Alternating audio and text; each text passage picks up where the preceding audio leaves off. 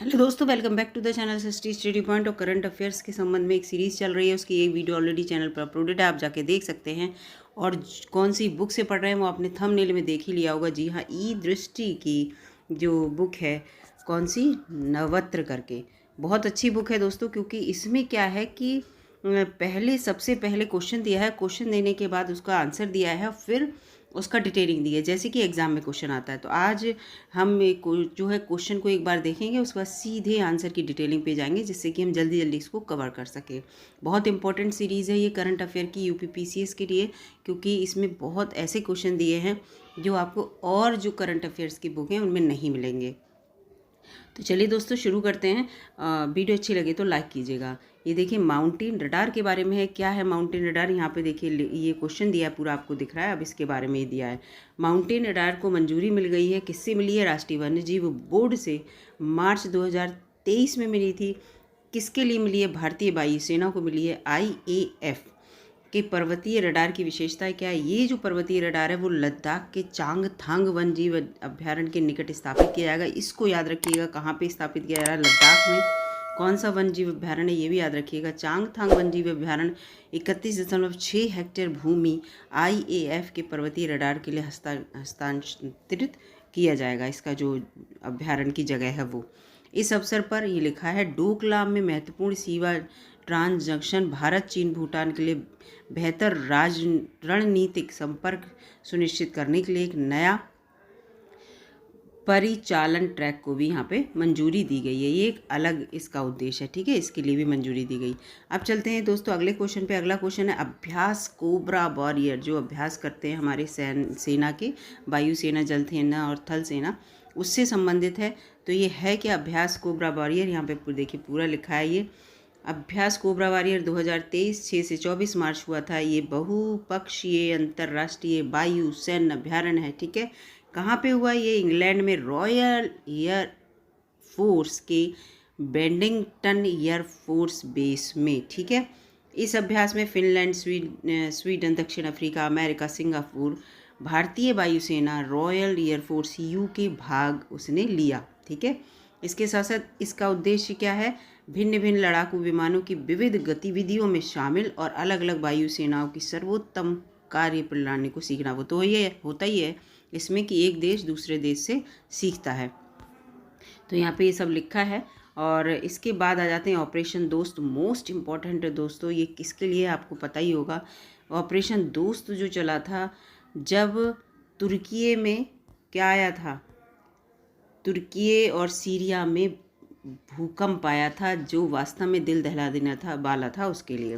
तो ये ऑपरेशन दोस्त है। कहाँ पे क्या था? भारत सरकार ने तुर्की और जो इसके साथ साथ सीरिया में आए भीषण भूकंप के बाद मदद के लिए चलाया गया था ये। इस अभियान को खोज और बचाव के प्रयासों के साथ साथ चिकित्सा सहायता के संदर्भ में आवश्यक सहायता प्रदान करने के लिए किया गया था। ये भारत की ओर से था दोस्तों, जिससे कि तुर्की और सीरिया में जो भूकंप आया है उससे उन लोगों की सहायता की जा सके। आपको बता दें कि 6 फरवरी 2023 को तुर्की और सीरिया में भीषण भूकंप आया था, ठीक है। ऑपरेशन दोस्त याद रखना, उनकी सहायता के लिए कौन सा चला था? ऑपरेशन दोस्त। अगले क्वेश्चन पे आते हैं, गेहूं की नई किस्म विकसित हुई है। जी हाँ, तो ये कौन सी किस्म विकसित हुई है इसके बारे में यहाँ पे है, ये लिखा है। नाम है इसका HD3385। याद कर लीजिएगा, कृषि से संबंधित क्वेश्चन अवश्य आते हैं। और किसने? ICAR ने इसको विकसित किया है 23 फरवरी 2023 में। ICAR याद रखिएगा, भारतीय कृषि अनुसंधान परिषद, इसने इसको विकसित किया है। इसके बाद में ये देखिए पूरा यहाँ पे लिखा है कि ICAR के बारे में देखिए पूरा डिटेल दिया है कि इसकी स्थापना 1929 में हुई थी। इसका मुख्यालय नई दिल्ली में है। वर्तमान में इसके निदेशक जो है डॉक्टर हिमांशु पाठक हैं। और कृषि और किसान कल्याण मंत्रालय के तहत एक स्वायत्त शासी संस्था है ये, ठीक है। और ये अब वो जो किस्म विकसित की है उसके बारे में पूरा लिखा है कि मौसम बदलाव और बढ़ती गर्मी की चुनौतियों का सामना कर पाएगी, ठीक है। मार्च के ख़त्म होने से पहले इसे काट लिया जाएगा। तो वो तो है ही, जो किस्म विकसित करते हैं वो ये है कि जो उस समय किस्म चल रही होती हैं उससे बेहतर। अभी हमने एक अभ्यास पढ़ा था, वो अभ्यास आपने देखा यहाँ पे। कौन सा था अभ्यास? अभ्यास कोबरा वॉरियर, याद रखिएगा। अभ्यास कोबरा वॉरियर पढ़ा। अब हम दूसरा अभ्यास पढ़ेंगे। दूसरा अभ्यास जो है इसमें यहाँ पे, एक मिनट रुकिएगा दोस्तों। दूसरा अभ्यास जो पढ़ेंगे वो ऑपरेशन दोस्त। इसके बाद आ गया अभ्यास धर्म गॉर्जियन। धर्म गॉर्जियन मुझे लग रहा है कि आप में से बहुत सारे दोस्त जो है वो जानते भी होंगे कि किस किस के बीच होता है। जी हाँ, भारत और जापान के बीच होता है ये। भारत और जापान के बीच ये चौथा संस्करण है, इसको याद रखिएगा। ये चीज़ें याद रखिए, ये जब कथन कारक में आती है ना कि अभ्यास गॉर्जियन, हमें पता है भारत जापान के बीच, और संस्करण भी लिख के आ गया है ना, चौथे की जगह तीसरा लिख दिया, बताओ कौन सा सही है। तो ऐसे कंफ्यूज होते हैं। कहाँ? सिंगा प्रोविंस जापान में हुआ है 17 फरवरी से 2 मार्च के बीच में। इसमें गढ़वाल राइफल रेजिमेंट ने भारत सेना का प्रतिनिधित्व किया, जबकि जापानी सेना का प्रतिनिधित्व Japan ground self defence force की मध्य सेना में एक इन्फेंट्री रेजिमेंट ने किया। ये किस किस ने किया ये नहीं आता, ये याद रखिए कि किस किस के बीच हुआ। तो भारत और जापान के बीच कौन सा संस्करण था? तो ये चौथा संस्करण था। ये इंपॉर्टेंट है, ठीक है। इसकी शुरुआत कब हुई थी? 2018 में हुई थी, इसको याद कर लीजिएगा, ठीक है। तो इस तरह से अब चलते हैं अगले क्वेश्चन पे। ये खेल का क्वेश्चन है, इसमें खेल में भी जो इम्पोर्टेंट होंगे वही बताऊंगी इसमें। तो यहाँ पे दोस्तों ये देखिए, खेल से संबंध में ये चिली ओपन है, ये दिया हुआ है। तो जो इम्पोर्टेंट है दोस्तों उस पर हम बात करते हैं। खेल में देखिए दोस्तों, जो मुख्य सबसे है इसमें ICC महिला T20 विश्व कप 2023 के बारे में है। तो इसके बारे में पूरा पढ़ लेते हैं कि क्या है। तो ICC महिला T20 की जो मेजबान देश था वो दक्षिण अफ्रीका, 8वां संस्करण याद रखिएगा। और इसका आयोजन जो हुआ था वो 10 से 26 फरवरी के बीच हुआ था, और प्रतिभागी टीम 10 थी, और याद रखिएगा। और इसमें जो है विजेता ऑस्ट्रेलिया 6ठी बार बना था, उप विजेता साउथ अफ्रीका था। साउथ अफ्रीका में ही मेजबानी हुई, साउथ अफ्रीका को ऑस्ट्रेलिया ने यहाँ पे हराया, इसको याद रखिएगा। सबसे ज़्यादा स्कोर किसने बनाया? मुनीवाली सिद्दीकी पाकिस्तान की थी। तो ICC T20 जो महिला था उसके बारे में इतनी नॉलेज रखिए, बस ये काफ़ी है। इसके बाद इसमें और भी सब ये दिए हैं कि किसे अवार्ड मिला और ये सब, तो इतना नहीं, जितना बस ज़रूरत है उतना ही याद करिएगा। इसमें बस यहाँ याद कर लीजिए, लगातार 7वें और फाइनल खेलने वाली ऑस्ट्रेलियाई टीम ने लगातार तीसरी बार और कुल 6ठी बार खिताब जीता, और ऑस्ट्रेलियाई टीम ने दूसरी बार खिताबी हैट्रिक लगाई, ठीक है। यानी कि 3 बार पहले और 3 बार दोबारा, तो हैट्रिक हो गई, नहीं हो गई, इस तरह से इसमें लिखा हुआ है। अब चलते हैं दोस्तों, अगला क्वेश्चन कौन सा है इसमें। अगला क्वेश्चन है, देखिए, the best FIFA football award यहाँ पे लिखा हुआ है। फीफा कप जो है फुटबॉल का हुआ था, उसके बारे में इम्पोर्टेंट है, क्योंकि इससे संबंधित एक क्वेश्चन जो है वो एग्ज़ाम में आएगा। यहाँ पे पूरा लिखा है कि the best FIFA football award जो है, इसका आयोजन जो है वो 27 फरवरी पुरस्कार समारोह का आयोजन 27 फरवरी 2023 को हुआ, और पेरिस फ्रांस में पुरस्कार समारोह का जो आयोजन था वो हुआ था। बेस्ट फीफा जो पुरुष खिलाड़ी हैं वो लियोनेल मेसी हैं अर्जेंटीना के, और महिला खिलाड़ी जो हैं वो अलेक्सिया पुटेलस है। इस चीज़ को याद रखिएगा, ठीक है। ये दोनों क्वेश्चन इंपॉर्टेंट हैं, इन्हीं दोनों के बारे में फीफा में पूछा जा सकता है कि बेस्ट खिलाड़ी कौन थे, और फीमेल में और मेल में, इससे लेकर यहाँ पे एक बार और है कि अलेक्सिया पुटेलस ने लगातार दूसरी बार सर्वश्रेष्ठ फीफा महिला खिलाड़ी का जो है खिताब जीता। ये क्वेश्चन आ सकता है क्योंकि महिला से रिलेटेड है। अब यहाँ पे हीरो संतोष ट्रॉफी आ गई। क्या है हीरो संतोष ट्रॉफी, इसके बारे में देखते हैं। तो 2022-23 ये दिया है पूरा। हीरो संतोष ट्रॉफी का जो आयोजन है वो 23 दिसंबर 2022 से 4 मार्च 2023 तक हुआ, और ये भारत में अंतिम दौर में रहा। उपविजेता इसका मेघालय रहा, जो विजेता था वो कर्नाटक ने ये ट्रॉफी जीती, इस चीज़ को याद रखिएगा। अब चलते, और इसमें जो फाइनल में मैन ऑफ द मैच थे वो रॉबिन यादव थे कर्नाटक के, इस चीज़ को याद रखिएगा। चलते हैं दोस्तों अगले क्वेश्चन पे। ये देखिए दोस्तों, यहाँ पे बहुत इंपॉर्टेंट क्वेश्चन है, क्योंकि भारत में पहली बार फ्रोजन लेक हाफ मैराथन आयोजन, ठीक है। फ्रोजन लेक माने जो लेक जम गई है उसके ऊपर मैराथन का आयोजन किया गया, वो इम्पोर्टेंट है। यहाँ पे ये इमेज भी आपको दिख रही है, देखिए बिल्कुल फ्रोज़न यहाँ पे लेक, यहाँ पे बर्फ़ ही बर्फ़ आपको दिख रही होगी। इस पे मैराथन कराया गया था। ये पहली बार हुआ भारत में, इसलिए इम्पोर्टेंट है। और फिर इसके आयोजन कहाँ हुआ ये सब मैं आपको बता दूँ। भारत में पहली बार आयोजन किया गया इसका। ये पेंगोंग त्यो जो झील है कहाँ पे है भैया? लद्दाख में है, आपको पता ही होगा। और इसके बारे में बहुत कुछ चल रहा है, क्योंकि इसे क्या है, वन्य जीव अभ्यारण्य का जो है इसको दर्जा मिला है। लद्दाख की पहली ये झील है। इसका 2/3 भाग जो है चाइना में है, और 1/3 भाग जो है वो इंडिया में है, ठीक है। और इस पे ये जो जब ये जम गई थी तब इस पे मैराथन हुआ। तो Guinness book of world record में सबसे ऊंची फ्रोजन लेक मैराथन का इसको गिनीज़ बुक में लिखा गया है, इसलिए याद रखिएगा। Adventure sports foundation of Ladakh द्वारा लद्दाख स्वायत्त पहाड़ी विकास परिषद और पर्यटन विभाग तथा लद्दाख और लेह जिला इसने ये कराया था।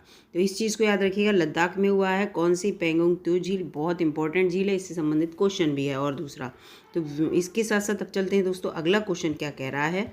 और दोस्तों इसके साथ इसमें मैं बता दूं कि ये जो झील है पेंगोंग त्सो झील, ये विश्व की सबसे ऊंची खारी पानी की झील है, ये भी याद रखिएगा।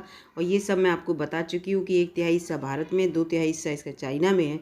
समुद्र तल से 4350 मीटर ये ऊंची है, ये सब इसमें मैं बता चुकी हूँ। ये हाफ मैराथन की शुरुआत यहाँ पे याद रख लीजिएगा, लुकंग गांव से शुरू हुई थी और मान गांव में इसकी समाप्ति हुई थी। इसको और याद कर लीजिएगा, वैसे इतना नहीं याद करने की ज़रूरत है। अगले क्वेश्चन पे चलते हैं। खेल विविध में विश्व तैराकी चैंपियनशिप 2025, इसका आयोजन कहाँ किया जाएगा 2025 का? तो यहाँ पे पूरा लिखा हुआ है। इसका मेजबान जो है वो बदल गया है, इसलिए इम्पॉर्टेंट है, ठीक है। 2024 में दोहा कतर में हुआ था और 2025 में सिंगापुर में होगा, 2023 में फुकुओका जापान में, ये सब लिखा हुआ है। और 2027 में बुडापेस्ट हंगरी में। ये चारों 23, 24, 25, 27 पूरा लिखा हुआ है। और तो इसलिए यहाँ पे लिखा है 25 का जो वो है कलांग सिंगापुर में। मेजबान की बदलाव की घोषणा 9 फरवरी 2023 को हुई। ये जो चैम्पियनशिप है वो कजान रूस में आयोजित होने वाली थी, लेकिन अब कलांग सिंगापुर में होगी, ठीक है। इसलिए ये इम्पॉर्टेंट हो जाती है जो विश्व तैराकी चैम्पियनशिप 2025 है। ये क्वेश्चन आ सकता है कि पहले कहाँ होनी थी 25 वाली, फिर अब कहाँ होनी? पहले रूस में होनी थी, अब सिंगापुर में होनी है। 24 वाली कतर में होगी और 23 वाली फुकुओका जापान में। ये याद कर लीजिएगा, ठीक है। चलते दोस्तों अगले क्वेश्चन पे। दोस्तों अब अगला क्वेश्चन देखते हैं। ये देखिए, दृष्टिबाधितों के लिए राष्ट्रीय शतरंज चैंपियनशिप, ये जो है दिव्यांग बच्चों से संबंधित है, इसलिए ये क्वेश्चन इंपॉर्टेंट हो जाता है। तो इसके बारे में यहाँ पे पूरा क्वेश्चन ये लिखा हुआ है और इसका पूरा डिटेल यहाँ पर किसने जीता ये पूछा, देखिए क्वेश्चन में, है ना। तो इसलिए डिटेल ज़रूरी हो जाता है। तो इसकी चैम्पियनशिप जो है 13 से 18 मार्च के आयोजित की गई थी। 16वां संस्करण था, इसको याद कर लीजिएगा। आयोजन मुंबई में हुआ था। All India chess federation for the blind, ये इसके लिए शतरंज जो चैम्पियनशिप थी वो ब्लाइंड वालों के लिए थी। इसमें पहला स्थान जो था वो किशन गंगोली ने जीता था, कर्नाटक के। 7वीं बार ये खिताब जीता। और दूसरे स्थान पर RNV जोशी रहे, महाराष्ट्र के। विनर जो थे वो कर्नाटक के हैं, उन्होंने 7वीं बार जीता, किशन गंगोली। और तीसरा स्थान जो है वो किसे मिला? वो मिला सौंदर्य कुमार प्रसाद को, ओडिशा के हैं। तो इस चीज़ को याद रखिएगा, क्योंकि ये PWD यानी कि पर्सन विद डिसेबिलिटी वाले बच्चों के लिए या खिलाड़ियों का ही क्वेश्चन है, तो इसलिए ये इम्पॉर्टेंट हो जाता है। चलते हैं दोस्तों अगले क्वेश्चन के ऊपर। अगला क्वेश्चन है जूनियर कबड्डी विश्व चैम्पियनशिप। इम्पोर्टेंट क्वेश्चन है, ठीक है, क्योंकि ये अंडर 19 से संबंधित है। तो 4 मार्च 2023 को संपन्न जूनियर कबड्डी विश्व चैम्पियनशिप 2023 का खिताब भारत ने किस देश को पराजित करके जीता है? अब आपको समझ में आ गया कि जो जीता है वो भारत ने जीता है, इसलिए ये क्वेश्चन इम्पॉर्टेंट हो जाता है हमारे लिए। तो ये भारत ने जीता है और ईरान को हरा कर जीता है, ठीक है। और इसका आयोजन कहाँ हुआ था? आयोजन हुआ था ईरान में ही हुआ था। और दूसरा संस्करण था, 16 टीमों ने भाग लिया था 28 फरवरी से 4 मार्च के बीच में। तो ये बहुत इंपॉर्टेंट क्वेश्चन है, ठीक है। और फरवरी का है तो आप समझ लीजिए अब जो मई जून में आगे जो परीक्षाएं होंगी इसमें ये ज़रूर आने की संभावना है। इसमें पूरा लिखा है विश्व जो कबड्डी की चैम्पियनशिप है जूनियर लेवल की, वो भारत में क्या किया, पहली बार भारत ने भाग लिया था और भारत ही इसमें जीता था। भारतीय टीमें पूरे टूर्नामेंट में अपराजय रहीं, इसका मतलब एक भी उन्होंने गेम अपना नहीं हारा। ये भी बहुत इंपॉर्टेंट है। इसके कप्तान के बारे में पढ़ लीजिए, अंकुश राठी इस कप्तान हैं। वर्ष 2019 में आयोजित पहले संस्करण का खिताब ईरान ने केनिया को हरा के जीता था। ये दूसरा संस्करण था और पहले संस्करण में ईरान ही विजेता रहा था। अब की बार ईरान को भारत ने हरा दिया। अगले क्वेश्चन पे, पहली स्नो मैराथन, जितने भी पहले हैं ना उसको याद रखिएगा। जैसे ये जूनियर कबड्डी वाली जो थी हमारे लिए तो पहली थी क्योंकि भारत ने पहली बार भाग लिया। अब ये स्नो मैराथन भी पहली है, तो इसके बारे में ये बहुत इंपॉर्टेंट हो जाता है। 26 फरवरी 2023 को देश में पर्यटन मंत्रालय द्वारा पहली स्नो मैराथन का आयोजन कहाँ कराया गया?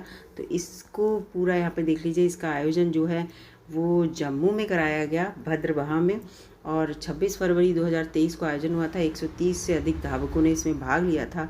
और आयोजन जो किया वो पर्यटन मंत्रालय ने रियल स्पोर्ट्स इंडिया के साथ मिलकर स्थानीय प्रशासन, अमेजिंग भद्रवाह टूरिज्म एसोसिएशन के सहयोग से कराया। ठीक है, ये जो मैराथन हुआ था वो इसलिए हुआ था क्योंकि भारत की आज़ादी के 75 वर्ष पूरे होने पर G20 भारत की अध्यक्षता देखो अपना देश युवा पर्यटन क्लब और फिट इंडिया टूना मूवमेंट के क्रम में किया गया था। ठीक है, इसको याद रखिएगा।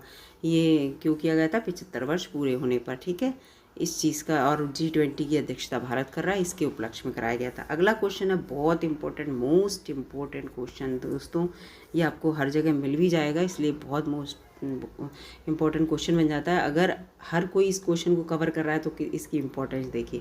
खेलो इंडिया यूथ गेम्स 2022, तो इसके कंसर्न में पूरा यहाँ पे दिया हुआ है। तो पहले हम यहाँ पे क्वेश्चन ना पढ़ के इसकी पूरी डिटेल देख लेते हैं। तो सबसे पहले इसके देखिए, खेलो इंडिया यूथ गेम 2022 31 जनवरी से 11 फरवरी तक हुए थे। ये 2023 याद रखिएगा। ठीक है, 5वां इसका संस्करण था, याद रखिएगा। खेलो इंडिया यूथ गेम के नाम से इसका चौथा था, वैसे 5वां था लेकिन खेलो इंडिया यूथ गेम से नाम से चौथा था। इस चीज़ को भी याद रखिएगा, ये बहुत इंपॉर्टेंट हो जाता है। मेजबान राज्य कौन सा? मध्य प्रदेश था। और शुभंकर इसका याद कर लीजिएगा, आशा, महिला, चीता। शुभंकर याद रखिएगा ध्यान से दोस्तों, क्योंकि शुभंकर अक्सर पूछ लिया जाता है। तो महिला चीता जिसका नाम आशा था, और मोगली था। मोगली को याद रखिएगा, जो मोगली जंगल जंगल पता चला है, चड्डी पहन के फूल खिला, वो वाला है। कुल आयोजन कितने हुए थे? 27 हुए थे। और इसकी मशाल का नाम अमरकंटक था। याद रखिएगा, अमरकंटक की पहाड़ियों से संबंधित है, क्योंकि MP में हैं अमरकंटक की पहाड़ियाँ, इस वजह से। ठीक है, इसका उद्घाटन तात्या टोपे स्टेडियम में मुख्यमंत्री शिवराज सिंह चौहान ने किया था, जो MP के मुख्यमंत्री हैं। और थीम थी हिंदुस्तान का दिल धड़का दो। ठीक है, इसमें मध्य प्रदेश के जो शहर थे, 8 शहर इसमें इन्वॉल्व थे: इंदौर, भोपाल, बालाघाट, मंडला, जबलपुर, महेश्वर, उज्जैन और ग्वालियर। इसको याद रखिएगा, इस चक्र से आप याद रखेंगे बिल्कुल, क्योंकि अगर आप पेपर देंगे तो आपको याद आ जाएगा कि इस तरह से एक चक्र बना था जिसमें 8 देश शामिल थे, 8 राज्य के शहर शामिल थे। ठीक है, तो इस चीज़ को याद रखिएगा। इसमें पूरा ये लिखा हुआ है कौन जीता, इसका विनर कौन बना। तो इसका विनर महाराष्ट्र बना, और सेकंड पोजीशन पे हरियाणा रहा, तीसरी पोजीशन पे मध्य प्रदेश रहा जिसने मेजबानी की थी। 161 पदक मिले थे महाराष्ट्र को, 56 जिसमें स्वर्ण, 55 रजत और 50 कांस्य। ऐसे याद कर लीजिएगा, 56 के बाद 55 आता है, 55 के बाद 50 आता है। इस तरह से इनका सिक्वेंस आप महाराष्ट्र का याद कर लीजिएगा। ठीक है, इसमें नए 2 खेल शामिल हुए थे, उस चीज़ को भी याद कर लीजिए, ये क्वेश्चन बनता है डेफिनेटली। एक तो फेंसिंग था और दूसरा वाटर स्पोर्ट्स था, कैनोइंग और कायाकिंग व रोइंग, ऐसे याद कर लीजिएगा। ठीक है, वाटर स्पोर्ट और फेंसिंग, इस चीज़ को याद कर लीजिएगा। खेलो इंडिया यूथ गेम में क्या है, 11 एथलीट ने कुल 15 नए युवा रिकॉर्ड बनाए, ये सब लिखा हुआ है। ये इतना आता नहीं है।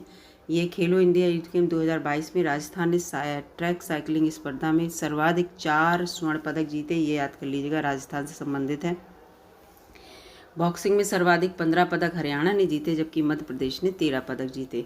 बॉक्सिंग का याद कर लीजिएगा, आजकल बॉक्सिंग का बहुत आ रहा है। ठीक है, सर्वाधिक 9 नए राष्ट्रीय रिकॉर्ड जो भारोत्तोलन में हुए, यानी कि जो होते वेट लिफ्टिंग, और एथलेट में 4 और तैराकी में 2 रिकॉर्ड बने। ठीक है, इस तरह से याद कर लीजिए, एक एक बार याद कर लेंगे फ्लो में तो आपको याद हो जाएगा, क्योंकि क्वेश्चन कहीं से भी आ सकता है। ये बहुत इंपॉर्टेंट है। ISSF विश्व कप 2023, यानी कि राइफल और पिस्टल वाला जो है, इसका आयोजन कहाँ हुआ, ये किससे संबंधित है, ये सब यहाँ पे पढ़ लेते हैं। निशानेबाजी से संबंधित है ये प्रतियोगिता। ठीक है, राइफल और पिस्टल से निशानेबाजी, ISSF विश्व कप 2023, इसका आयोजन 17 से 24 फरवरी 2023 में हुआ, काहिरा मिस्र में हुआ, इसको याद रखिएगा। ठीक है, इसका आयोजन मिस्र में हुआ, इसको ध्यान से याद रखिएगा, काहिरा में।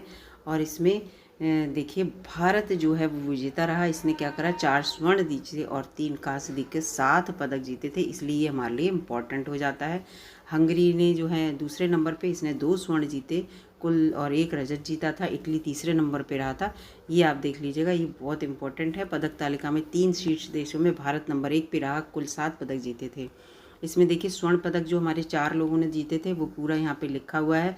रुद्रांश बाला साहेब पाटिल ने पुरुषों की 10 मीटर राइफल में, और ऐश्वर्या प्रताप सिंह तोमर ने पुरुषों की 50 मीटर राइफल में 3 पोजीशन, और ये रुद्रांश बाला साहेब पाटिल और नर्मदा राजू ने 10 मीटर ये राइफल मिश्रित वाला है। ये वरुण तोमर और रिदम सांगवान ने मिश्रित वाला है 10 मीटर राइफल में। तो ये चारों का यहाँ पे नाम लिखा हुआ है, ठीक है। नाम तो नहीं, लेकिन मैंने फिर भी आपको इसलिए बता दिया जिससे कि आपको एक बार माइंड में रहे। इसके बाद ये कांस्य पदक वाले हैं, क्योंकि 7 पदक मिले ना, 4 अपने स्वर्ण और 3 कांस्य, तो ये कांस्य वाले में डिटेल है।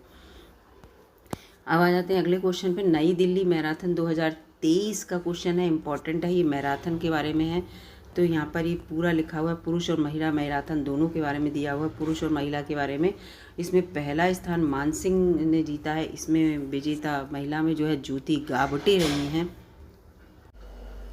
और इसके साथ साथ इसके प्रायोजक आप याद कर लीजिएगा दोस्तों, अपोलो टायर्स, ठीक है। हाफ मैराथन पुरुष वर्ग इसमें देख लीजिए, विजेता किरण मटरे हैं। तो ये मैराथन जो हुई थी पुरुष वर्ग के विजेता मान सिंह हैं, ज्योति गावटे महिला वर्ग की हैं, हाफ मैराथन के किरण मटरे हैं। नई दिल्ली मैराथन 2023 की बात हो रही है दोस्तों, तो इसको और उसके हाफ मैराथन की महिला वर्ग की जो विजेता हैं वो नीतू कुमारी हैं। ऐसे इतना याद कर लीजिएगा, ठीक है। तो ये हो गया। इसके बाद एशियाई कुश्ती 2023 का आयोजन स्थल जो है वो उसका परिवर्तन हो गया है। तो कहाँ परिवर्तन हो गया इसके बारे में यहाँ पे लिखा है। तो ये देखिए, ये 2023 की जो कुश्ती है इसका पूर्व में आयोजन कहाँ होना था, नई दिल्ली में होना था, याद रखिएगा। अब इसका आयोजन जो है कजाकिस्तान में होगा, एशियाई जो कुश्ती के चैम्पियनशिप का आयोजन, ठीक है। 7 से 15 अप्रैल के बीच है, ऐसे लिखा हुआ है। और यहाँ पर दोस्तों आपको बताऊं कि जो ये 2023 वाली है ना, तो इसका आयोजन हो भी गया अप्रैल 2023 का, ठीक है, इसको याद रखिएगा। और 23 फरवरी 2023 को खेल की वैश्विक संस्था यूनाइटेड वर्ल्ड इसने इसकी जानकारी जो है परिवर्तन के संबंध में दी है, और ये लिखा है इस कुश्ती का आयोजन 7 से 15 अप्रैल यानी कि हो चुका आयोजन, ठीक है। कहाँ, अस्ताना कजाकिस्तान में, पहले नई दिल्ली में होना था, एशियाई कुश्ती चैम्पियनशिप 2023, इसको याद कर लीजिएगा। अब चर्चित व्यक्ति आ गया, मोस्ट इम्पॉर्टेंट ये टॉपिक है, ठीक है दोस्तों, इसको ध्यान रखिएगा। इसमें है नेपाल राष्ट्रीय पुरुष क्रिकेट टीम के नए मुख्य कोच कौन बने हैं। तो इसके जो है नए मुख्य कोच कौन बने हैं, तो इनको नियुक्त किया गया है नेपाल राष्ट्रीय क्रिकेट टीम के नए मुख्य कोच ये हैं मोंटी देसाई, भारतीय क्रिकेट टीम के हाई परफॉर्मेंस कोच हैं। 6 फरवरी 2023 को नेपाल क्रिकेट एसोसिएशन के द्वारा इसकी घोषणा की गई थी। वह इस पद पर किसकी जगह स्थान लेंगे, मनोज प्रभाकर का, जिन्होंने दिसंबर 2022 में अपने पद से इस्तीफा दे दिया था, ठीक है। 14 फरवरी से जो आईसीसी विश्व कप क्रिकेट लीग 2000 के तहत घरेलू त्रिकोणीय इनका जो भी श्रृंखला है इसके साथ इनकी शुरुआत होगी, मतलब इन कोच की। तो कोच को याद रखिएगा, इनका नाम है मोंटी देसाई। यहाँ पे आपको ये तस्वीर भी दिख रही है मोंटी देसाई दी की, ये कोच बने हैं, ठीक है। तो ये इस तरह से याद रखिएगा, ये इंडिया के हैं इसलिए इम्पोर्टेंट हो जाता है कि नेपाल में जाके बने हैं, ठीक है। ये एक हो गया 2 देशों की तरफ से खेल कर शतक बनाने वाले दूसरे खिलाड़ी, 2 देशों की तरफ से खेल कर, ठीक है, 2 देशों के लिए खेला है। तो ये लिखा है गैरी वेलेस 2 देशों की तरफ से खेलकर शतक बनाने वाले दूसरे खिलाड़ी बने। 2 देशों की तरफ से खेलकर शतक बनाने वाले पहले खिलाड़ी का नाम था क्या था। ये जो दूसरे खिलाड़ी हैं वो गैरी बैलेंस है, पहले खिलाड़ी का नाम क्या था ये यहाँ पे है। तो इसका उत्तर सी है, यानी कि कैपलर वेसल्स दिया है। ये देखिए उत्तर, ये कैपलर वेसल्स थे पहले खिलाड़ी। तो ये लिखा है गैरी वेलेस जिम्बाब्वे के हैं। 7 फरवरी 2023 को इन्होंने उपलब्धि हासिल की वेस्टइंडीज़ के विरुद्ध पहले टेस्ट में बुलवायो में इंग्लैंड की तरफ से और वेस्ट इंडीज की तरफ से खेलते हुए, और गैरी बैलेंस ने जिम्बाब्वे की तरफ से खेलने की घोषणा की, ठीक है। तो इस तरह को याद रखिएगा, ये वेस्ट इंडीज़ के विरुद्ध उन्होंने जिम्बाब्वे की तरफ से खेलते हुए टेस्ट कैरियर का 5वां शतक बनाया। और जिम्बाब्वे में जन्मे गैरी बैलेंस इससे पहले इंग्लैंड में थे। तो ये 2 देश हो गए, जिम्बाब्वे और इंग्लैंड, यानी कि 2 देशों से ये खेले हैं। इस चीज़ को याद रखिएगा, यानी कि 2 देशों में ये खिलाड़ी रह चुके हैं। दीपा कर्माकर कौन है, बहुत इम्पोर्टेंट है ये। दीपा कर्माकर कौन है, तो फरवरी 2023 में भारत की शीर्ष महिला जिम्नास्टर दीपा कर्माकर को किस प्रतिबंधित पदार्थ के सेवन के कारण अंतर्राष्ट्रीय परीक्षण एजेंसी ITA द्वारा 21 महीने की अवधि तक के लिए प्रतिबंधित कर दिया गया। तो यहाँ पे ये लिखा हुआ है, आंसर है इसका हाइजेनामाइन इन्होंने जो है वो प्रतिबंधित पदार्थ जो है वो लिया था। ठीक है, तो ये दीपा कर्माकर जो हैं, जो शीर्ष महिला जिम्नास्टर हैं और ये 2016 में रियो ओलंपिक में चौथे स्थान पर रही थी। ठीक है, लेकिन क्या हुआ कि अब इन्हें प्रतिबंधित कर दिया गया है। अब देखते हैं इसमें जो इम्पोर्टेंट क्वेश्चन है वही कराऊंगी दोस्तों। इसमें देखिए ये हो गया, Hyundai मोटर इंडिया लिमिटेड के नई ब्रांड एम्बेसडर कौन भी नहीं है, इसके बारे में इसलिए इम्पोर्टेंट हो जाता है क्योंकि यहाँ पे फीमेल हैं। तो नई जो ब्रांड एम्बेसडर यहाँ पर नियुक्त किया गया है वो किसे नियुक्त किया गया है, तो इसका जो नियुक्त हुई हैं वो 2023 में हुई हैं और रेणुका सिंह ठाकुर और यास्तिका भाटिया जो हुई हैं, ये महिला क्रिकेटर हैं, याद रखिएगा। पहले इनकी ब्रांड एम्बेसडर जो थी वो स्मृति मंधाना, शेफाली वर्मा और जेमी महारेडिस पहले से हैं और फिर इन दोनों को और जोड़ लिया गया है। ये पूरा है क्योंकि महिलाओं से संबंधित है, इसलिए याद रखिएगा। और यहाँ पे लिखा है कि मुंबई इंडियंस ने यास्तिका भाटिया को इतने रुपए में खरीदा, रेणुका सिंह ठाकुर हिमाचल प्रदेश के, ये सब इसमें लिखा हुआ है। ठीक है, फीफा के अध्यक्ष, मोस्ट इम्पॉर्टेंट क्वेश्चन, क्योंकि फीफा वर्ल्ड कप से संबंधित मैं आपको पहले ही बता चुकी हूँ। तो फीफा के अध्यक्ष कौन बने हैं? Gianni Infantino. ठीक है, तो यहाँ पे लिखा हुआ है कि जियानी इन्फेंटिनो को फीफा वर्ल्ड कप जो है उसके अध्यक्ष चुना गया है। 16 मार्च 2023 को किगाली रवांडा में आयोजित फीफा कांग्रेस के दौरान इन्हें पुनः चुन लिया गया अध्यक्ष। ये पहले से भी थे, कार्यकाल इनका अब 2027 तक हो गया। ठीक है, याद रखिएगा। ये लगातार तीसरी बार अध्यक्ष चुने गए, इन्हीं को बार बार चुना जा रहा है। और जियानी इन्फेंटिनो के पास इटली और स्विट्जरलैंड 2 देशों की नागरिकता है, ये भी याद रखिएगा। ठीक है, जस्ट फोंटेन कौन थे? जस्ट फोंटेन एक दिग्गज फुटबॉलर थे पहले, इनका निधन हो गया। ये किस देश से संबंधित हैं? तो ये फ्रांस से संबंधित हैं। बस इतना याद रख लीजिएगा इसके बारे में कि ये फ्रांस से संबंधित हैं। ठीक है, भारतीय मुक्केबाजी टीम के नए विदेशी कोच कौन बने हैं? इंपॉर्टेंट क्वेश्चन है ये। तो इसका उत्तर है दिमित्री दिमित्रुक। ठीक है, दिमित्री दिमित्रुक जो है वो नए कोच जो है उन्हें बनाया गया है फरवरी 2023 में। भारतीय मुक्केबाज पुरुष और महिला टीम को वो एक कोच के रूप में काम करेंगे उनके लिए, ये पूरा याद कर लीजिएगा। सानिया मिर्ज़ा के बारे में पूरा दिया है। सानिया मिर्ज़ा के बारे में क्या दिया है ये पढ़ लेते हैं अपने लोग। तो पूरा इनका दिया है कि 21 फरवरी 2023 को भारत की महिला टेनिस खिलाड़ी सानिया मिर्ज़ा ने पेशेवर टेनिस कैरियर से संन्यास ले लिया, इसलिए इम्पोर्टेंट हो जाता है ये। इसकी घोषणा इन्होंने जनवरी 2023 में की थी। उन्होंने अपने कैरियर का अंतिम match WTA Dubai duty free championship 2023 खेला था, ये इम्पॉर्टेंट है इनके लिए। ठीक है, ये क्वेश्चन इंपॉर्टेंट बन जाता है कि इन्होंने संन्यास ले लिया है और इन्होंने अपने कैरियर की शुरुआत जो है 2003 में की थी, इसको याद रख लीजिएगा। 36 वर्षीय हैं ये। इन्होंने अपने कैरियर में 6 ग्रैंड स्लैम खिताब यानी कि 3 उगल 3 मिश्रित जीते हैं, ये भी याद कर लीजिएगा। जो इनसे संबंधित कुछ क्वेश्चन है वो याद कर लीजिएगा, जिससे कि सानिया मिर्ज़ा से संबंधित क्वेश्चन कोई भी आए, क्योंकि इन्होंने संन्यास लिया है तो क्वेश्चन आने के चांसेस हैं दोस्तों। अगर मैं सारा पढ़ती रहूँगी इसमें, क्योंकि इसमें सारा डिटेल में देने की कोशिश की है, तो इसलिए इसके साथ साथ ये लिख लीजिए। वर्ष 2014 में तेलंगाना सरकार ने सानिया मिर्ज़ा को राज्य का ब्रांड एम्बेसडर नियुक्त किया था, ये भी याद कर लीजिएगा। अब चर्चित व्यक्ति आ जाते हैं कि क्यों इम्पोर्टेंट है। ये इम्पोर्टेंट क्वेश्चन है। के विश्वनाथ जिनका निधन हो गया 2 फरवरी 2023 को, ये कौन थे? तो इनके बारे में जो उत्तर है वो है कि ये एक प्रसिद्ध फिल्म निर्माता थे और उन्हें 2016 में प्रसिद्ध दादा साहब पुरस्कार से, दादा साहब फाल्के अवार्ड से सम्मानित किया गया था। दोनों ही बात सही है। यहाँ पे चित्र है, ये आपने देखा होगा। ये साउथ के डायरेक्टर हैं, इस चीज़ को याद रखिएगा। ठीक है, ये 92 वर्ष के थे, प्रसिद्ध फिल्म निर्माता। ये देखिए लिखा है तेलुगु, तमिल, हिंदी में 50 फिल्में बनाई हैं इन्होंने और इनके बारे में ये सब दिया हुआ है। इसके साथ साथ इनके पुरस्कार के बारे में भी दिया हुआ है। 1992 में पद्मश्री, 5 राष्ट्रीय पुरस्कार, 20 नंदी पुरस्कार के अलावा लाइफ टाइम अचीवमेंट पुरस्कार के साथ 10 फिल्म फेयर ट्रॉफी ले चुके हैं और दादा साहब फाल्के पुरस्कार इन्हें मिल चुका है। कब मिल चुका है? 2016 में। इस चीज़ को याद रखिएगा। यहाँ पे भारतीय अमेरिकी छात्रा विश्व की सबसे मेधावी छात्रा घोषित की, इम्पोर्टेंट हो जाता है क्योंकि भारत से संबंधित है और बेटियों से संबंधित है। इसमें किसे घोषित किया गया, कौन सा है, John Hopkins centre for talented youth के लिए लगातार दूसरे वर्ष विश्व की सबसे मेधावी छात्रा घोषित किया गया है। वो है नताशा पेरियानायगम, नताशा पेरियानायगम। ठीक है, यहाँ पे ये दिया हुआ है। फरवरी 2023 में अमेरिका स्थित जो ये इसमें दूसरी बार सबसे मेधावी छात्रा इन्हें घोषित किया गया है। ये भारतीय मूल की हैं।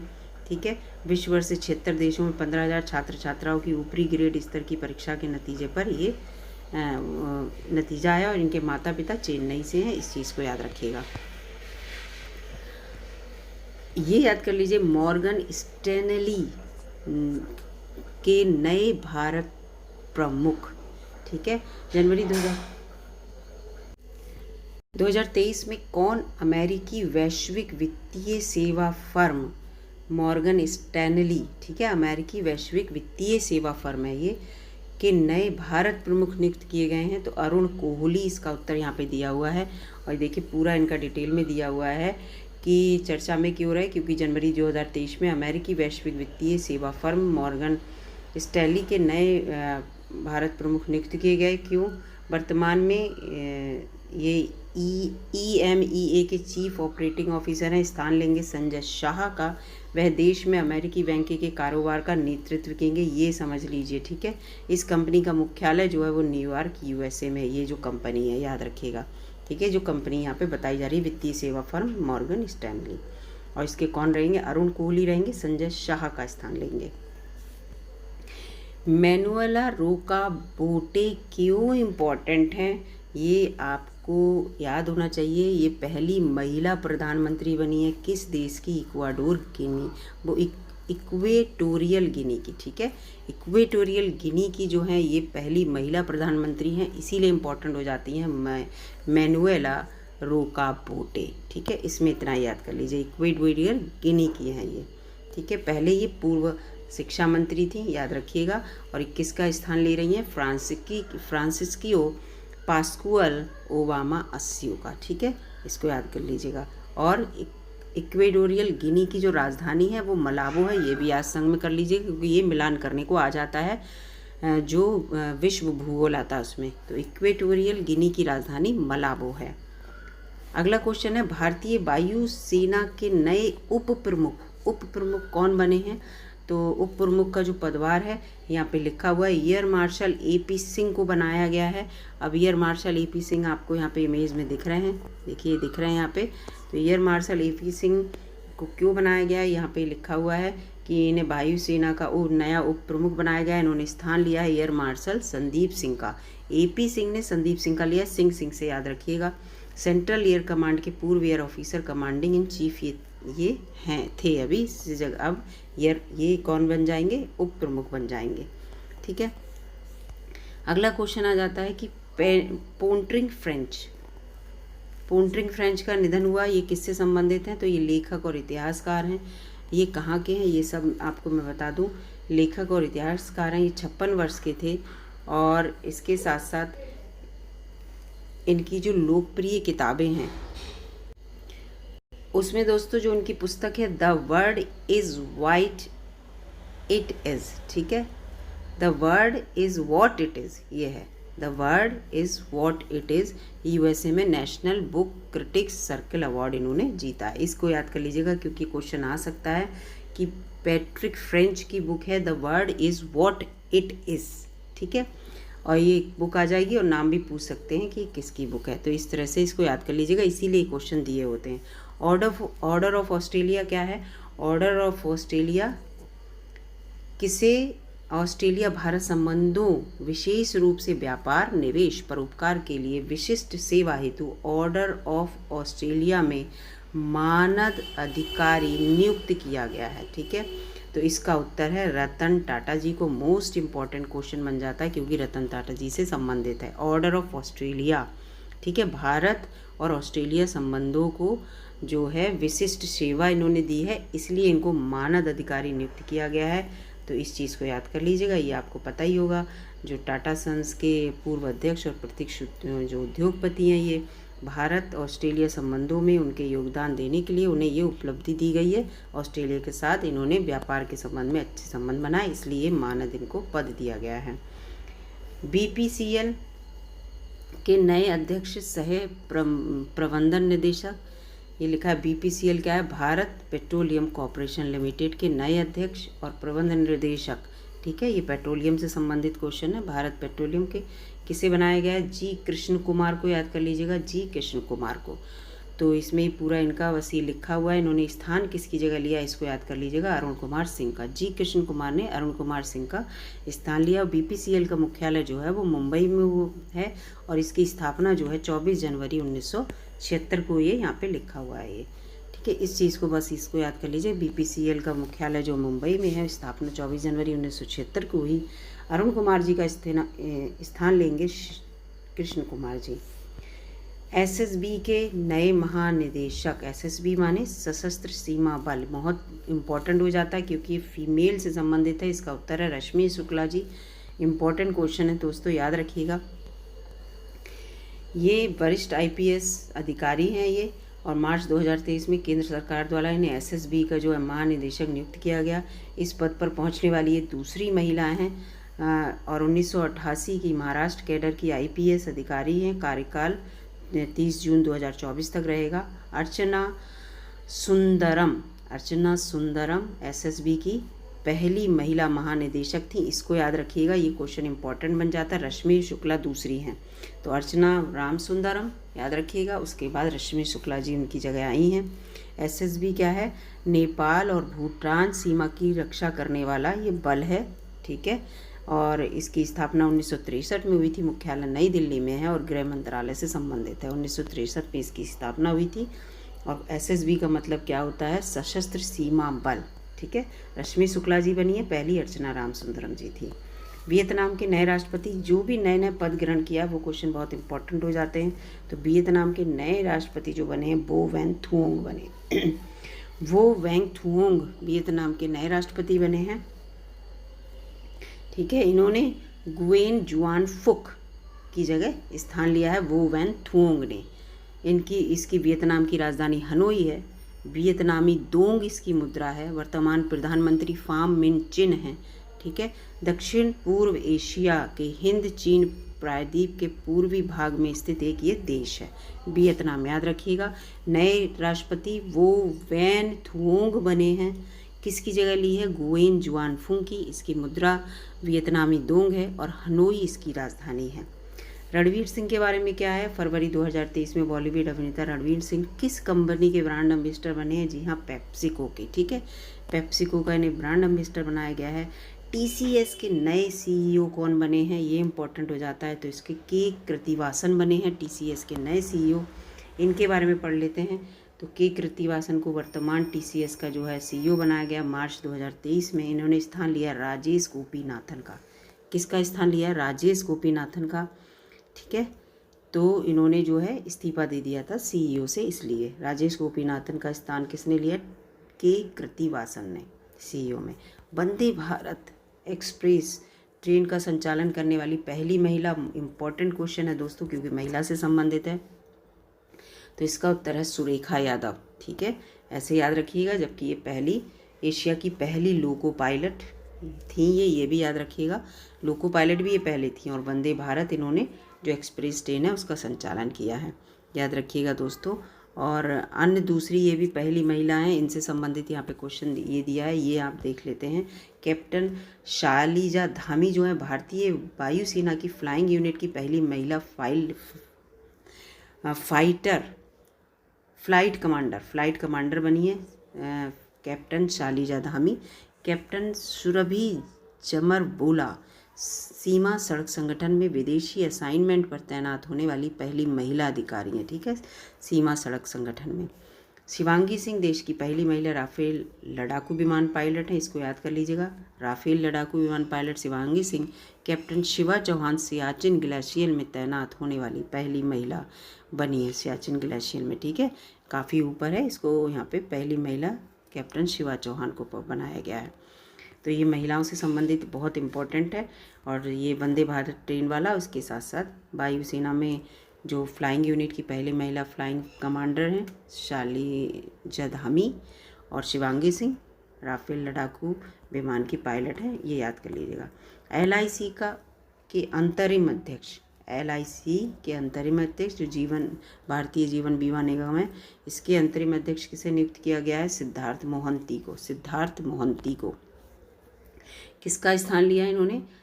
MR कुमार का स्थान लिया, और वर्तमान में वो LIC हाउसिंग फाइनेंस के प्रबंध निर्देशक और CEO हैं। ठीक है, ये सिद्धार्थ मोहंती, इनको अब कौन बना दिया गया? अंतरिम अध्यक्ष बना दिया गया। ठीक है, LIC की जो स्थापना हुई थी 1 सितंबर 1956 को हुई थी। इसका मुख्यालय मुंबई में है। ठीक है, और ये सार्वजनिक क्षेत्र की देश की सबसे बड़ी बीमा कंपनी, मुंबई में इसका मुख्यालय है। 1956 में इसकी स्थापना हुई थी। नेपाल के नए राष्ट्रपति बने, बहुत इंपॉर्टेंट है। नेपाल के नए राष्ट्रपति कौन बने हैं? तो इसका उत्तर है रामचंद्र पौंडेल। याद कर लीजिएगा, रामचंद्र पौंडेल। ठीक है, इनका स्थान लेंगे पौंडेल? विद्या देवी भंडारी जी का। अभी तक विद्या देवी भंडारी फीमेल जो थी वो राष्ट्रपति थी। ठीक है, जब 2008 में नेपाल को गणराज्य अपने आप को नेपाल ने घोषित किया, तब से ये तीसरे राष्ट्रपति बने हैं। ठीक है, पहले राष्ट्रपति कौन थे? डॉक्टर राम वरण यादव जी नेपाल के पहले राष्ट्रपति थे। अब राम से ही याद कर लीजिएगा, तीसरे भी रामचंद्र बन गए, बीच में विद्या आ गई थी। ठीक है, उन्होंने अपने प्रतिद्वंदी किसे हराया? सुभाष चंद्र नेवाग को। अगले क्वेश्चन पे आते हैं दोस्तों। अगला क्वेश्चन है चीन के नए प्रधानमंत्री प्रीमियर, ये क्वेश्चन है, तो इसका उत्तर है ली क्यांग। ठीक है, प्रधानमंत्री नामित हुए हैं वो है, नए प्रधानमंत्री नामित हुए हैं। कौन? ली क्यांग। किसके स्थान पर? राष्ट्रपति शी जिनपिंग के स्थान पर। ठीक है, और ये शी जिनपिंग कौन थे? 2023 में तीसरी बार देश के राष्ट्रपति बने। किसके स्थान पर नहीं, किसके द्वारा? मैं यही सोचूं राष्ट्रपति का स्थान कैसे ले लेंगे, राष्ट्रपति ने इनको नामित किया है। ठीक है दोस्तों, माफ़ कीजिएगा, राष्ट्रपति ने इन्हें नामित किया है।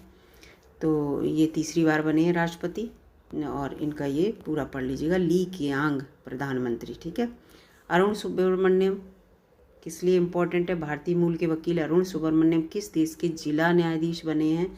तो अमेरिका के इम्पोर्टेंट हो जाता है, क्योंकि हमारे देश के लोग हर जगह परचम लहरा रहे हैं। तो जिला न्यायाधीश किसके बने हैं? अमेरिका के बने हैं। ये भारतीय मूल के हैं, अमेरिकी वकील हैं। और इसके इन्होंने क्या किया है, इनकी और भी हैं कि वह इस पद पर पहुंचने वाले पहले दक्षिण एशियाई व्यक्ति बन गए हैं। ये क्वेश्चन अरुण सुब्रमण्यम, याद रखिएगा, अमेरिका के जो न्यायाधीश बने। ठीक है, जिला न्यायाधीश। अब आ गया CGA के बारे में। 28वें महालेखा नियंत्रक इम्पोर्टेंट क्वेश्चन बन जाता है। CGA का किसने कार्यवाही संभाला है 6 मार्च को?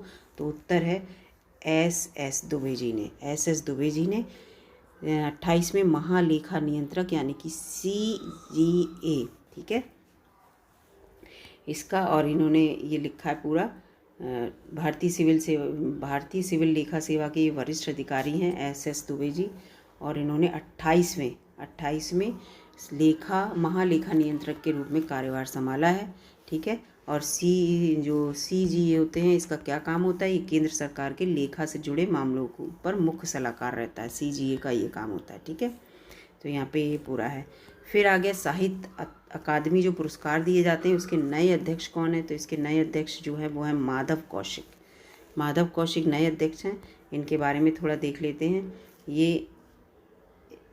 ये जो है वो क्या है, उपाध्यक्ष थे अब तक, फिर इन्हें अध्यक्ष बना दिया गया है। ठीक है, और हिंदी के जो प्रोफेसर हैं दिल्ली विश्वविद्यालय के कुमुद शर्मा, उन्हें उपाध्यक्ष बना दिया गया है, ये भी याद कर लीजिएगा।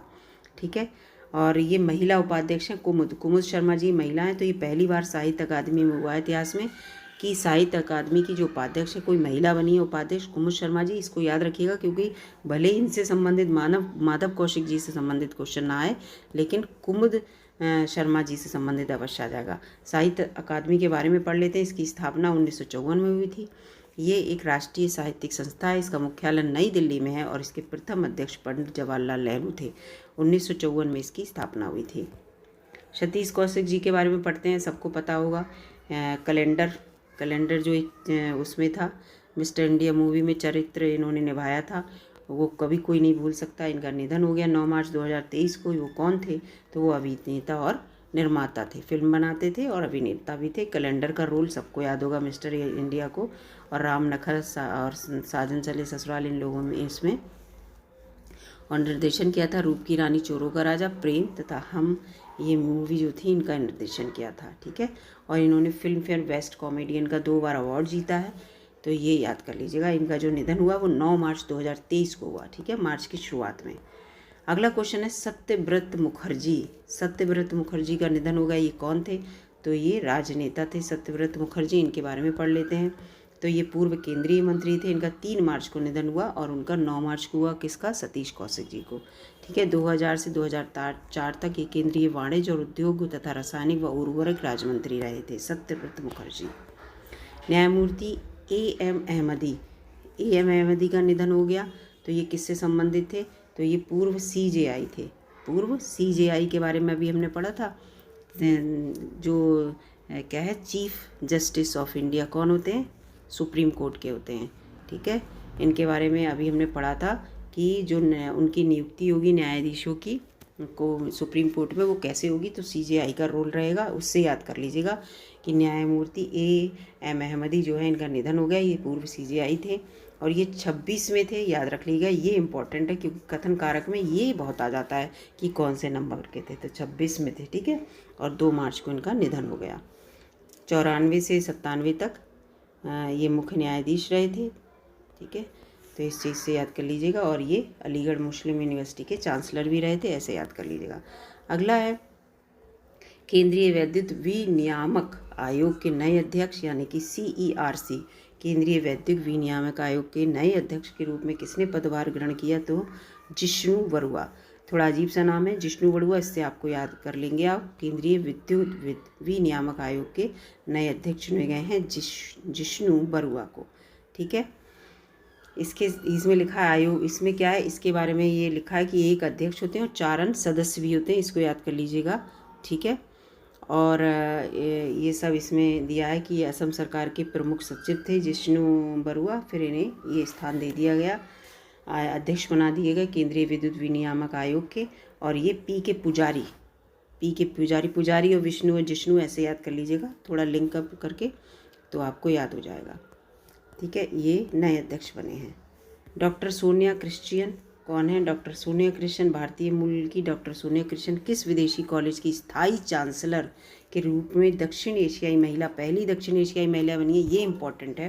तो इसका वो कैलिफोर्निया कम्युनिटी कॉलेज जो है उसकी पहली चांसलर बनी है, इसको याद कर लीजिएगा, डॉक्टर सोनिया क्रिश्चियन। ठीक है, भारतीय मूल की हैं, इसलिए इम्पोर्टेंट हो जाता है। अमेरिकी हैं, भारतीय मूल की अमेरिकी हैं। ठीक है, और ये कैलिफोर्निया कम्युनिटी कॉलेज की स्थायी चांसलर के रूप में पहली महिला बनी है। ये अमेरिका में सार्वजनिक उच्च शिक्षा का सबसे बड़ा पद होता है, ये भी याद रखिएगा। 1 जून 2023 से ही प्रभावी है। ठीक है, ये है 23 जिले, कितने जिले? अब आ गया बोला टिनुबू कौन है? तो किस देश के राष्ट्रपति बने हैं? नाइजीरिया के बोला टिनुबू। नए जो निर्वाचित राष्ट्रपति हैं, प्रधानमंत्री हैं, कोई भी हैं, वो बहुत इंपॉर्टेंट। बोला टिनुबू नाइजीरिया के राष्ट्रपति बने हैं, मार्च 2023 में नियुक्त किया गया और इन्होंने अपने प्रतिद्वंदी अतिकू अबूबकर को हराया। ठीक है, अब नाइजीरिया के बारे में पढ़ लेते हैं। नाइजीरिया की जो राजधानी है वो अबूजा है। नाइजीरिया की राजधानी अबूजा है। पश्चिम अफ्रीका का एक देश है, ये अफ्रीकी देश है। इसकी मुद्रा जो है वो नायरा है। ये क्वेश्चन मैं इसलिए करा रही हूँ क्योंकि ये ज्योग्राफी में, वर्ल्ड ज्योग्राफी में ऐसे करके क्वेश्चन आ जाते हैं। अगला क्वेश्चन है यूट्यूब के नए CEO कौन बने हैं? यूट्यूब के नए CEO जो हैं वो भारतीय मूल के किस व्यक्ति को यूट्यूब का नए CEO बनाया है? तो इसका उत्तर है नील मोहन को। नए से नील, नए से ना, नए और नील, ऐसे याद कर लीजिएगा। CEO बने यूट्यूब के। यूट्यूब तो सभी चलाते हैं, यूट्यूब पे आप वीडियो भी देखते हैं। तो नील मोहन जी को बनाया है, ये भारतीय मूल के। भारतीय मूल के जितने क्वेश्चन है उसको याद कर लीजिएगा दोस्तों, क्योंकि बहुत आता है। ठीक है, भारतीय मूल के इंजीनियरिंग से संबंधित हैं। यूट्यूब के CEO बने, ये पूर्व में यूट्यूब के चीफ प्रोडक्ट ऑफिसर थे। ठीक है, CPO थे। इन्होंने सूसन का स्थान लिया है। ठीक है, यूट्यूब के बारे में पढ़ लेते हैं। एक ऑनलाइन एक वीडियो है, स्थापना इसकी 2005 में हुई थी। अल्फ़ाबेट एक, ये जो है यूट्यूब के बारे में, ये संस्थापक इसके चार्ड हर्ले और स्टीव चेन है। ठीक है, याद कर लीजिएगा। मुख्यालय इसका दिया नहीं है, आप देख लीजिएगा कहाँ पे है। अगला है ओम प्रकाश कोहली। ओम प्रकाश कोहली जो हैं किस राज्य के पूर्व राज्यपाल रहे, इनका निधन हो गया, तो ये गुजरात के रहे थे। ठीक है, गुजरात के ओम प्रकाश कोहली, इनका निधन हो गया। कि 94 से 2000 तक रहे थे। ये इम्पोर्टेंट है, आर्मी से संबंधित है। Vice chief of army staff, vice chief of army staff, ठीक है, ये पूछा है। तो आर्मी स्टाफ का वाइस चीफ जो है वो किसे नियुक्त किया गया है, तो इसका उत्तर है लेफ्टिनेंट जनरल MB सुचींद्र कुमार को। Lieutenant general MB सुचींद्र Kumar ji को इनको बनाया गया है। ठीक है, वाइस चीफ ऑफ इसके साथ साथ यहाँ पे आर्मी स्टाफ बनाया गया है। ये पूर्व डिप्टी चीफ ऑफ आर्मी थे। ठीक है, अब इन्हें वाइस चीफ बना दिया गया। ये स्थान लेंगे लेफ्टिनेंट जनरल किसका, वर्तमान में जो चीफ ऑफ, ये वाइस चीफ बनाए गए हैं दोस्तों। यहाँ पे मुझे पूरा नाम नहीं लग रहा है, यहाँ पे ये थोड़ा क्वेश्चन मार्क सा लग रहा है, तो यहाँ पे देख लिया जाएगा। ये वाइस चीफ हैं ये दोस्तों, याद रखिएगा। ठीक है, और जो चीफ ऑफ आर्मी कौन है, मनोज पांडे जी हैं। मनोज पांडे जी हैं, और ये इनसे वाइस चीफ में बने लेफ्टिनेंट जनरल MB सुचींद्र। ऐसे भी याद कर सकते हैं, मनोज नाम का इनका भी नाम M से है, उनका नाम भी M से है। वो हैं MB सुचींद्र, और ये हैं मनोज पांडे जी। ऐसे आप याद कर लीजिएगा। विश्व बैंक समूह के नए कार्यकारी निदेशक कौन बने हैं, तो इसका उत्तर है परमेश्वर अय्यर। ये इम्पोर्टेंट है बहुत। विश्व बैंक समूह के नए कार्यकारी अध्यक्ष निदेशक परमेश्वर अय्यर जी बने हैं। ये नीति आयोग के पहले पूर्व CEO थे। अब CEO जो है नए बन गए हैं, सुब्रमण्यम करके हैं, आप देख लीजिएगा दोस्तों। और ये स्थान राजेश जी का लेंगे, 3 वर्ष का कार्यकाल है इसका, इस चीज़ को याद कर लीजिएगा। ठीक है, विश्व बैंक के जो अध्यक्ष हैं वो डेविस मालपास हैं, इसको याद कर लीजिएगा। ये क्वेश्चन पूछा जाएगा। 2023 में अपने पद से इन्होंने इस्तीफा दिया था। ठीक है, तो डेविस मालपास ने जब इस्तीफा दे दिया तो ये कार्यकारी निदेशक इन्हें बना दिया गया। ठीक है, नीति आयोग के नए CEO देखिए आ गया, तो मैंने आपको बताया था BVR सुब्रमण्यम जी बने हैं, और नीति आयोग के ये पूर्व CEO यानी कि ये CEO परमेश्वर अय्यर जी थे, और अब BVR सुब्रमण्यम जी बन गए, याद रखिएगा। और इसके जो वो हैं उपाध्यक्ष हैं वो सुमन बेरी जी हैं, और हाँ देखिए आ गया, उपाध्यक्ष जो हैं वो सुमन बेरी जी हैं। 1 जनवरी 2015 को इसकी स्थापना हुई थी। परमेश्वरन अय्यर जी के स्थान लेंगे, मैंने आपको बताया था। और इसके जो अध्यक्ष होते हैं वो प्रधानमंत्री होते हैं। जो भी उस समय प्रधानमंत्री होंगे वो अध्यक्ष होंगे। इस समय नरेंद्र मोदी जी इसके अध्यक्ष हैं नीति आयोग के। PIB के नए महानिदेशक, PIB माने पत्र सूचना कार्यालय के नए प्रधान महानिदेशक के रूप में किसने कार्यभार ग्रहण किया, राजेश मल्होत्रा ने इन्होंने इसका कार्यभार ग्रहण किया। ये 1989 बैच के भारतीय बैच के जो IAS अधिकारी बनते हैं उसका सूचना सेवा के अधिकारी थे। इन्होंने सत्येंद्र प्रकाश की जगह स्थान लिया, ये याद कर लीजिएगा, राजेश मल्होत्रा जी ने। और ये पत्र सूचना कार्यालय के प्रधान निदेशक बने, याद रखिएगा। पंडित विजय कुमार किचलू, इनके बारे में पूछा जा रहा है। विजय कुमार किचलू का निधन हो गया, ये कौन थे, तो ये शास्त्रीय गायक थे किचलू जी।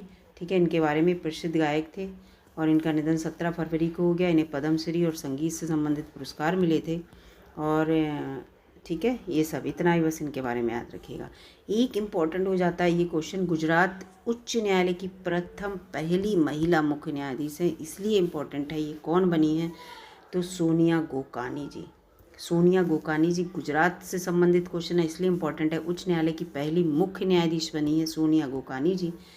ठीक है, 16 फरवरी 2023 को बनी है ये। राज्यपाल आचार्य देवव्रत ने उन्हें पद और गोपनीयता की शपथ दिलाई। अब आप याद कर लीजिए, उच्च न्यायालय की जो मुख्य न्यायाधीश बनती हैं तो उनको जो है पद और गोपनीयता की शपथ वहाँ का राज्यपाल दिलाता है, और जो वहाँ के जो राज्यपाल हैं गुजरात के वो इस समय आचार्य देवव्रत जी हैं। तो आपके काफ़ी क्वेश्चन इसमें तैयार हो गए।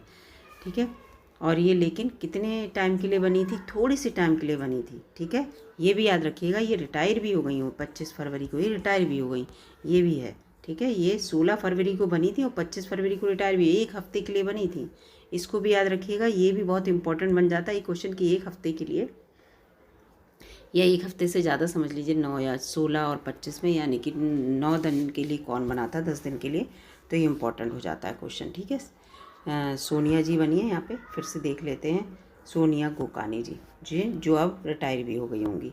अगला है बलिया नारायण भागवत का निधन हो गया, किससे संबंधित है? तो ये यक्षगान गायक थे, ठीक है, यक्षगान गायक थे, याद रखिएगा। बलिया नारायण, नारायण से याद कर लीजिए, नारायण भगवान जी का नाम है, यक्षगान भी भगवान से संबंधित जो गाने होते हैं वो होते हैं, तो याद रखिएगा, ठीक है। ये एक अपने आप में अनूठी शैली होती है, इसके लिए जाने जाते हैं। Ruchira Kamboj, most important question Ruchira Kamboj से संबंधित, जो कि बहुत इंपॉर्टेंट है। ये संयुक्त राष्ट्र के किस आयोग की 62वें सत्र की अध्यक्ष चुनी गई हैं? ये इंपॉर्टेंट, तो इसका उत्तर है सामाजिक विकास आयोग की बनी है 62वें सत्र की, याद रखिएगा। अध्यक्ष चुना गया 1 साल के लिए इनके लिए, ठीक है, इसको याद रखिएगा, 1 ईयर के लिए। और ये सामाजिक विकास आयोग यानी कि सोशल डेवलपमेंट जो कमीशन है उसकी रुचिरा कंबोज है। ये भारतीय राजनयिक हैं, याद रखिएगा, फरवरी 2023 में। ये हमेशा फेमस रहती हैं, ये याद रख लीजिएगा। ये संयुक्त राष्ट्र में भारत और इन्होंने न्यूयॉर्क में संयुक्त राष्ट्र मुख्यालय में इन्हें 62वें जो सत्र होगा उसका अध्यक्ष चुना गया है, ठीक है, याद रखिएगा। अगला क्वेश्चन है गिरीश चंद्र मुर्मू जी, इम्पोर्टेंट है सबके लिए। कौन है? फरवरी 2023 में भारत के नियंत्रण एवं महान लेखा परीक्षक कैग गिरीश चंद्र मुर्मू को संयुक्त राष्ट्र के किस संगठन में वैदेशिक लेखा परीक्षक चुना गया है? तो अंतर्राष्ट्रीय श्रम संगठन में, ठीक है।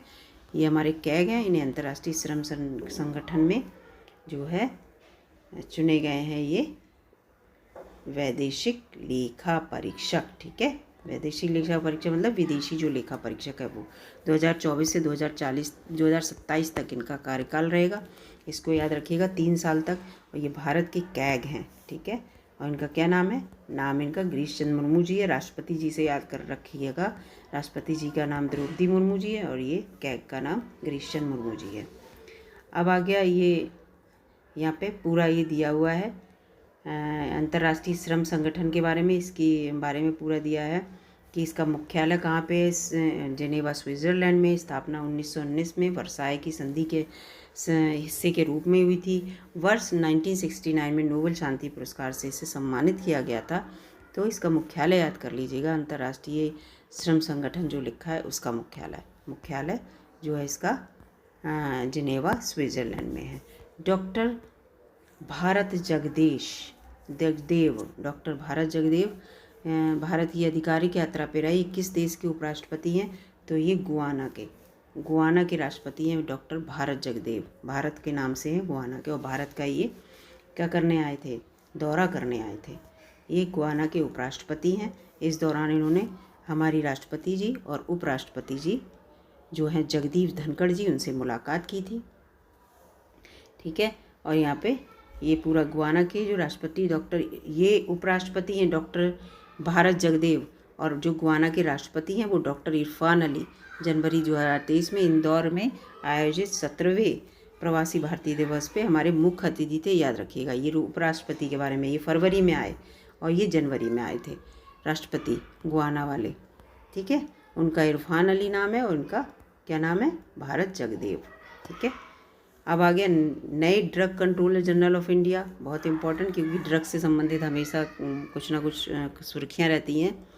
तो DCGI किसे नियुक्त किया गया? तो राजीव सिंह रघुवंशी जी को नियुक्त किया गया है। पूरा लिखा है ये राजीव सिंह रघुवंशी जी पहले क्या हैं? सचिव सह वैज्ञानिक निदेशक भारतीय फार्माकोपिया आयोग के। अब इन्हें कौन चुना गया है?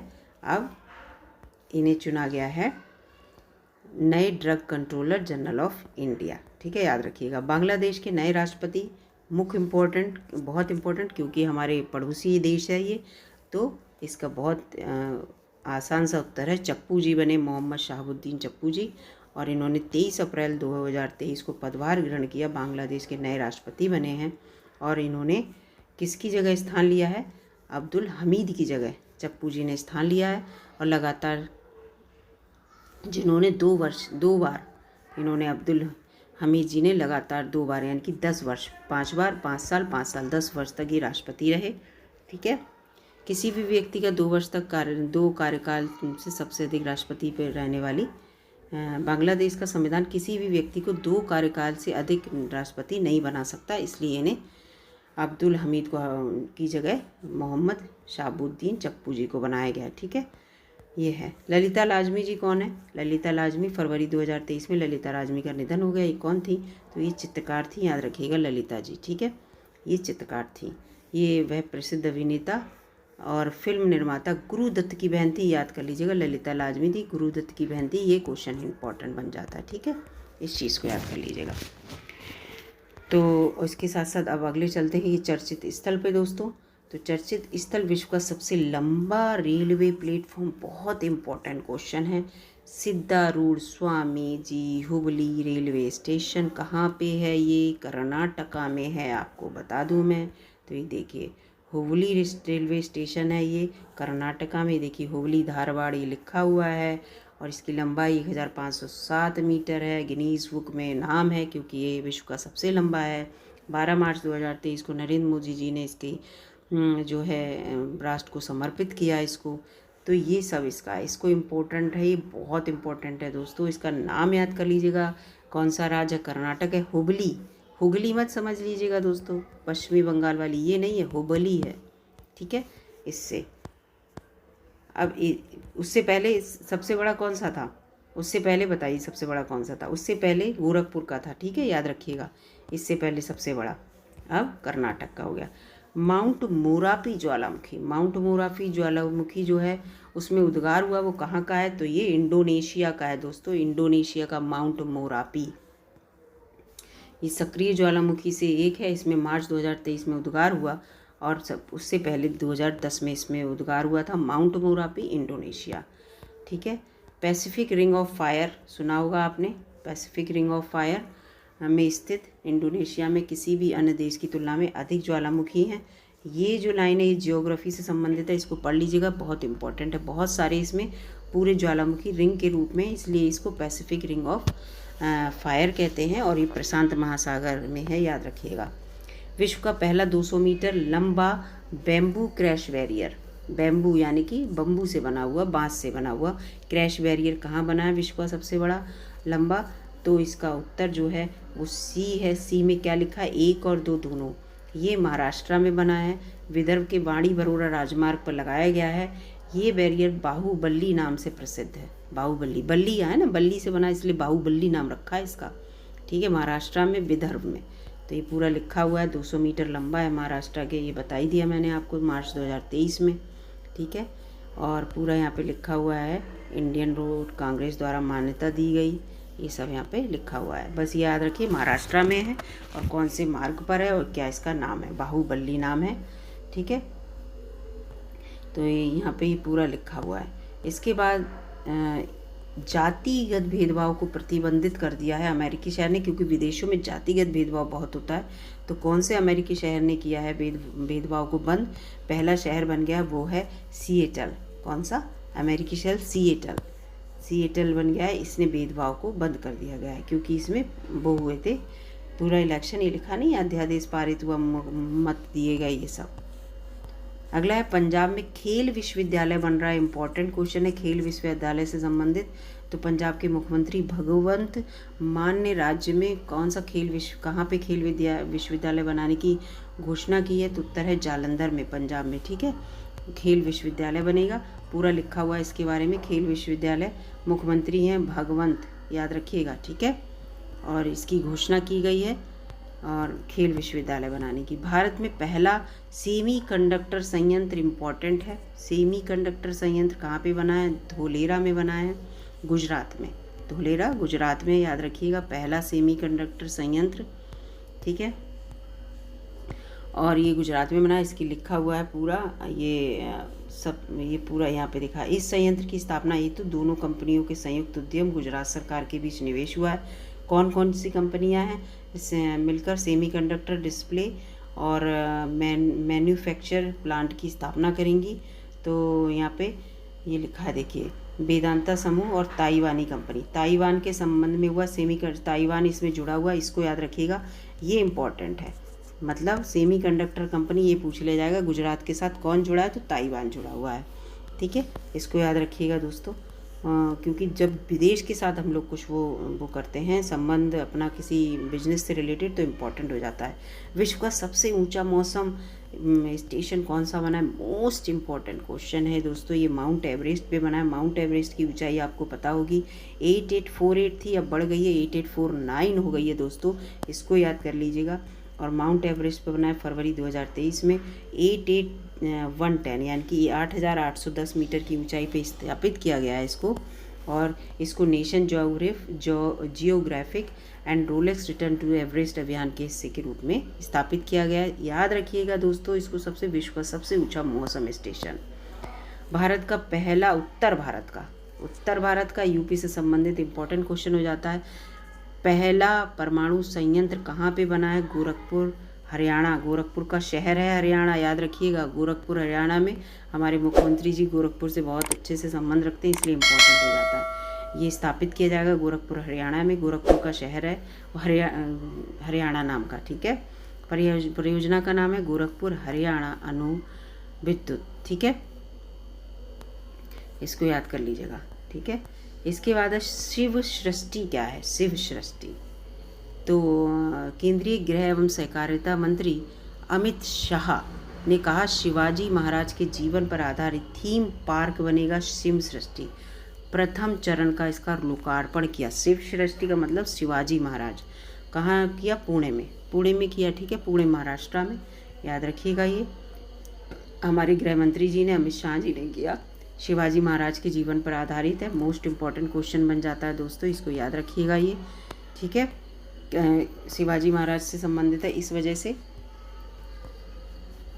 ये देखिए यहाँ पे पूरा लिखा है। इसमें 3D में शिवकालीन दुर्गों का सफ़र और शिवाजी के राज्याभिषेक, उनके आगरा से मुगलों के चंगुल से निकलने जैसे प्रमुख प्रसंगों को सजोया गया है। इसमें यह है कि हमारे जो भारतीय राजा थे उनके बारे में अच्छे से अच्छे बताने की कोशिश में ये एक पहला कदम है कि शिवाजी से संबंधित इसमें क्या बना जा रहा है, एक ये जो है इसको शिव सृष्टि नामक उसका लोकार्पण किया है, इसको याद रखिएगा। अब यहाँ पे पुरस्कार आ गए दोस्तों, ये मैं अगली वीडियो में लाऊंगी क्योंकि वीडियो ज़्यादा बड़ी ना हो जाए, इसलिए तो वीडियो में बने रहिएगा दोस्तों, पूरी वीडियो देखिएगा, बहुत इंपॉर्टेंट है। कोशिश ये की है मैंने, ये आपको मैं इसके कितने पेजेस हो गए, 164 पेजेस हो गए, 254 पेज हैं इसका मतलब, तो कोशिश करूँगी 3 या 4 वीडियो में ये वाली जो बुक है वो कंप्लीट कर दूँ। फिर मैं फरवरी का करंट अफेयर लेके आऊँ जिसमें जनवरी का भी दिया होगा, फिर जनवरी वाला लेके आऊँ जिसमें दिसंबर का भी दिया होगा, जिससे कि आपका सारा करंट अफेयर जो है कवर हो जाए। तो ये जो पुरस्कार और सम्मान अगली वीडियो में लेके आऊँगी। वीडियो अच्छी लगी हो दोस्तों लाइक कीजिएगा, चैनल पर नए हो तो सब्सक्राइब कीजिएगा। धन्यवाद दोस्तों।